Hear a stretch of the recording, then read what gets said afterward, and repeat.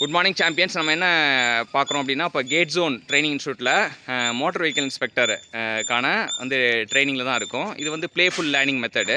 So ஒரு படித்த விஷயத்தை யோசிச்சு பார்க்குறது. இப்போ நம்ம கூட 2 டெக்னிக்கல் சாம்பியன் இருக்காங்க, இமானுவேல் அண்ட் மகேஷ். ஸோ இவங்ககிட்ட நம்ம என்ன கேட்க போகிறோம்னா, ப்ரொடக்ஷன் ஸ்டடினா நம்ம என்ன பண்ணுவோம்? ப்ரொடக்ஷன் ஸ்டடியில் நம்ம 2 விஷயம் பார்க்க போகிறோம். பயனுள்ளதாக இருக்குதா, பயன் இல்லாமல் இருக்குதான்னு பார்க்குறோம். பயனுள்ளதாக இருந்ததுன்னா அது வந்து ஒர்க் மெஷர்மெண்ட், பயன் இல்லாததாக இருந்ததுன்னா இன்எஃபெக்டிவ் டைம்.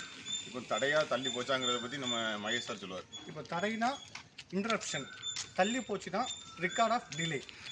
ஸோ இந்த 4ம் சேர்ந்தது தான் ப்ரொடக்ஷன் ஸ்டடி. ப்ரொடக்ஷன் ஸ்டடினா ஃபஸ்ட்டு வந்து நம்ம என்ன பண்ணுவோம்னா, நம்ம வந்து அது பயனுள்ளதாக இருந்தால் அது ஒர்க் மெஷர்மெண்ட்டில் வச்சுருப்போம். அது பயனற்றதாக இருந்தால் இன்எஃபெக்டிவ் டைமாக நோட் பண்ணுவோம்.